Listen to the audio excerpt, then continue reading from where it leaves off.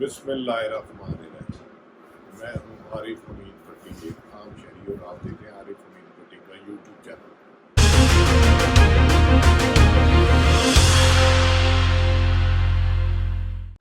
नाज़रीन, जब से वतन अजीज वजूद में आया, यहाँ बहुत बहुत बड़े हादसा हुए।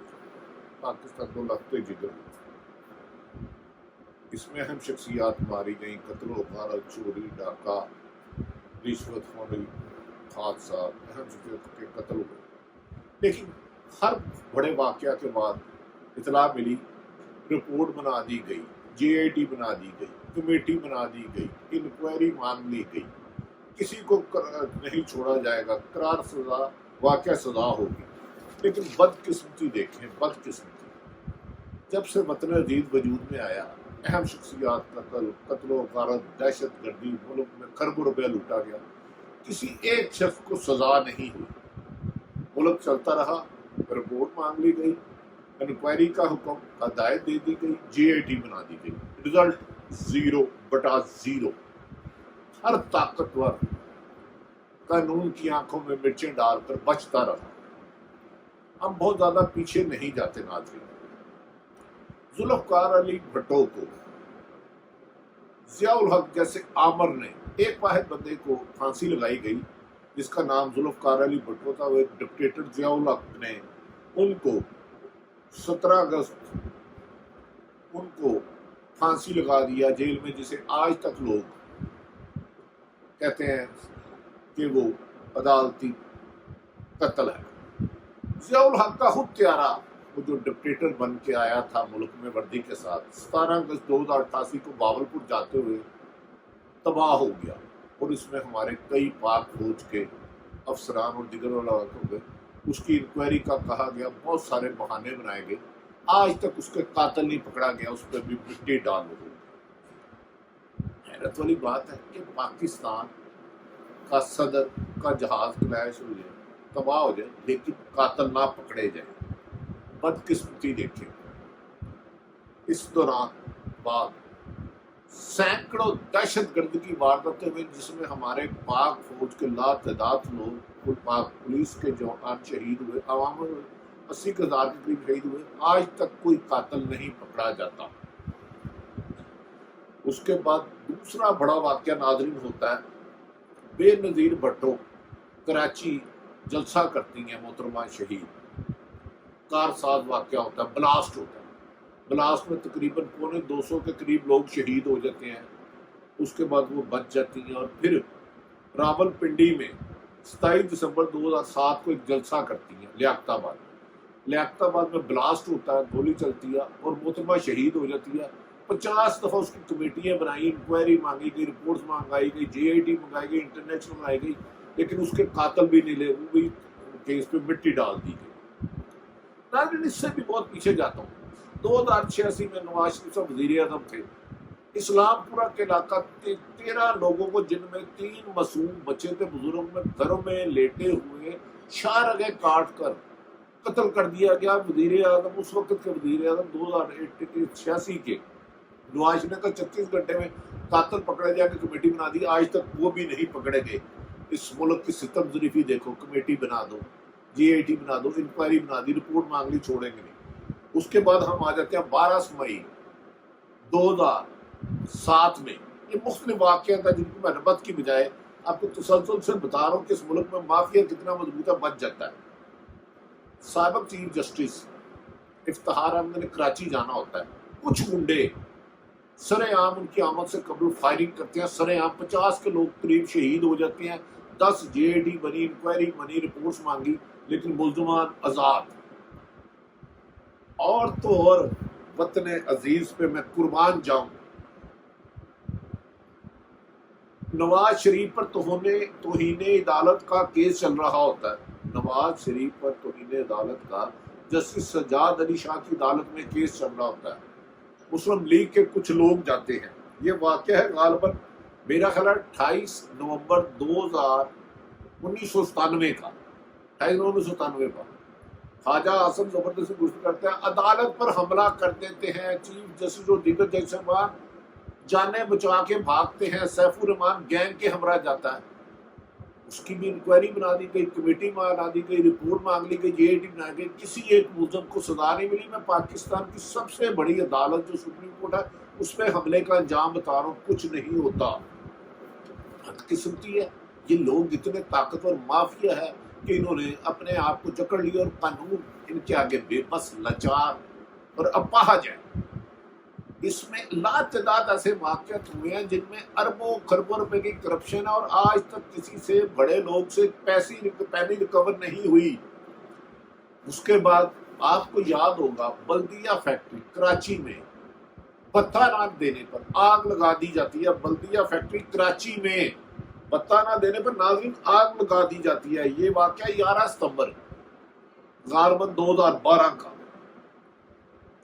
سوری 12 مئی 2007 12 مئی 2007 کا، جس میں بتہ نہ دینے پر انسانوں کو فیکٹری میں تالے لگا کر ایلفی ڈال کر زندہ جلا کے راکھ کر دیا جاتا۔ 50 انکوائریاں JIT رپورٹ بنی، لیکن کسی ایک ملزم کو سزا نہیں ملی۔ یہ وطن عزیز کا پاکستان ہے جہاں آپ کے لوگوں پر ظلم ہوتا ہے۔ اور اس کے بعد آ جاتے ہیں ناظرین، ثانیہ ماڈل ٹاؤن کی طرف آ جاتا ہوں میں۔ آپ کو 17 جون 2014 طاہر القادری کے گھر احتجاج ہو رہا ہوتا ہے۔ وزیر اعلیٰ شہباز شریف ہوتے ہیں، وزیر اعظم نواز شریف ہوتے ہیں، انہوں نے احتجاج کرنے کے لیے جاتا ہے۔ وہاں پولیس آتی ہے رات 12-1 بجے، پوری رات آنکھ میں چولی رکھتی ہے، اور اگلے دن 14 لوگوں کو فائرنگ کر کے شہید کر دیا جاتا ہے۔ 12 سے 14 اور 100 لوگوں کو گولیاں ماری جاتی ہے۔ اس پہ JIT بنی، جوڈیشل کمیشن بنا، آج تک ایک ملزم سامنے نہیں آیا جس کو سزا دی جا سکے۔ اس پاکستان کے مافیا میں کوئی ایسا واقعہ نہیں جس میں کسی طاقتور کو سزا دی جا سکے۔ بدقسمتی دیکھے جب نواز شریف آصف علی زرداری پر اربوں روپے کے کرپشن پر لگ گئے، سرے محل، میوے فلیٹ، فیس اکاؤنٹ، لیکن ہر ایک کی انکوائریاں ہوئی، سرکاری خزانے سے JIT بنی، کمیشن بنے، لیکن ملک کا اربوں روپیہ ٹیکس پیئر کا ان کی تحقیقات پہ لگ گیا، لیکن اصل ملزم نہیں پکڑا گیا۔ ابھی یہ واقعہ چل رہا ہے۔ ایک دل ہداڑا دینے والا واقعہ ہوا APNS پشاور میں 16 دسمبر 2014 کو۔ میرے ملک کے معصوم خون نما بچے جن کو دشمنوں نے ذبح کیا اور فائرنگ کر کے ہلاک کر دیا گیا، آج تک ملزمان ہی نہیں پکڑے گئے۔ ناظرین، کہاں کہاں رہوں، کس کس کا رونا رہوں۔ اس کے علاوہ کم و بیشتر 350 سے زیادہ بڑے لوگوں پر کرپشن کے الزامات ہیں، جن کسی کو بھی ایک کو بھی سزا نہیں ہوئی۔ بے نظیر 27 دسمبر 2007 کو شہید ہو جاتی ہے، ان کے خاوند کی حکومت آتی ہے، اس کا قاتل نہیں ملتے۔ اس سے پہلے مرتضیٰ بھٹو، ان کا بھائی، انہی کی حکومت میں بھر جاتا ہے تو قاتل نہیں ملتے۔ یہ قاتل کتنے خوفناک درندے ہیں، سلیمانی ٹوپیاں ڈال کے وارداتیں کرتے ہیں۔ اس ملک میں جعل سازی، قتل کرنا، دوسروں کی دولت خطیانہ، سرکاری بینکوں کا پیسہ لوٹنا، عوام کا پیسے لوٹنے والا کوئی طاقتور قانون میں نہیں آتا۔ JIT بنا دی، رپورٹ مانگ لی، کمیٹی بنا دی گئی، 7 دن میں رپورٹ، اور کم و بیشتر درجنوں جہاز کلیش ہوگا جن کا آج تک پتہ ہی نہیں چلا کون۔ ابھی آپ جانتے ہیں کل ایک جہاز ہوا جس میں 97 لوگ شہید ہو گئے۔ اس سے پہلے درجنوں ٹرینیں حادثات ہوئی۔ ہمیشہ کہا کمیٹی بنا دی گئی، سب کو چھوڑیں گے نہیں، لیکن کوئی ایک ٹرین کے حادثے کا ملزم کسی کو ٹھہرایا نہیں گیا۔ سزائے دینا تو دور کے درکنار، کسی کو ذمہ دار نہیں ٹھہرایا گیا کہ یہ عوام بے گناہ انسانوں کے قتل ہونے کی وجوہات ہے۔ کسی بے حس کو آج تک یہ نہیں پتا چلا ناظرین کہ ان کے قاتلوں کو سزا دینی ہے۔ سپریم کورٹ کا حملہ ہو، الیکشن پہ حملہ ہو، ججوں کا ٹیلی فون کیا جائے، سیاستدانوں پر حملہ ہو، غریب بیواؤں کی فیکٹریوں پہ کمل کر دیا جائے، ہر کیس کا اینڈ ہے مٹی پاؤ۔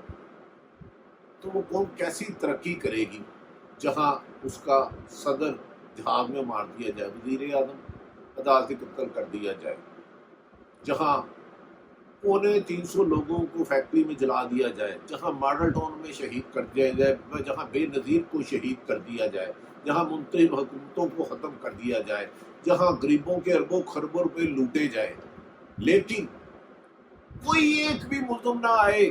ہر ایک میں کیا آتا ہے؟ انکوائری بنا دی، جے آئی ٹی بنا دی، رپورٹ طلب کر لی گئی۔ ناظرین، اس کے علاوہ ٹرین حادثوں میں، بس حادثوں میں، یہاں تک کہ ایک پیٹرول کا آئل ریلا گر جاتا ہے، پیٹرول اکٹھا کرتے ہوئے 100 لوگ جلس جاتے ہیں، ایک قاتل نہیں پکڑا جاتا، ایک ملزم کو ذمہ دار نہیں ٹھہرایا جاتا۔ اس کے علاوہ درجنوں ٹرین حادثات، درجنوں جہاز کے حادثات، سینکڑوں دہشت گرد کی وارداتیں اور سینکڑوں کرپشن کے مقدمات کا رزلٹ 0۔ غرض یہ کہ اس پاکستان میں انصاف نایاب ہو چکا ہے۔ جس ملک میں انصاف نایاب ہو جائے وہاں ظلم عام ہو جاتا ہے۔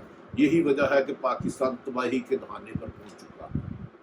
ادھر کسی طاقتور کو سزا نہیں ہوتی، چاہے منتخب حکومت کو توڑے انہیں گرفتار کر لیں، اور چاہے ججوں پر حملہ کر لیں، چاہے منتخب حکومت کو شہید کر دیں، چاہے بینک لوٹ لیے جائیں، دیوالیہ ہو جاتا ہے۔ ناظرین، یہ ساری باتیں میں نے آپ کو اس لیے آج بتائی کہ کل 22 مئی کو کراچی میں ایک جہاز گرا، اس کا بھی کچھ نہیں ہوگا، اس پہ بھی مٹی پاؤ ہوگا۔ رہائشی علاقوں میں فیکٹریاں بنائی جاتی ہیں، ملیں بنائی جاتی ہیں، وہاں بلاسٹ ہوتا ہے، 50 60 لوگ مر جاتے ہیں، اور یہ ایسے درجنوں واقع ہیں، کسی ایک کو کبھی سزا نہیں ملی، کیونکہ پاکستان میں جنگل کا قانون ہے، یہاں علاقہ غیر بن چکا ہے، انصاف لینا مشکل ہی نہیں، ناممکن حد تک مشکل ہو چکا ہے۔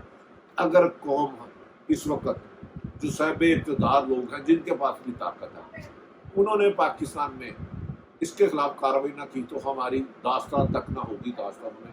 ناظرین، عارف امین بھٹی کی یہ گفتگو آپ کو پسند آئے، یہ واقعات تو بہت لمبے تھے لیکن اس میں کوئی 10 گھنٹے لگ جانے تھے، اسے پسند آئے تو اسے لوگوں کے ساتھ شیئر کیجیے گا، اپنے اہل خانہ کا خیال رکھیے گا، دوسروں کی خوشی کا باعث بنے۔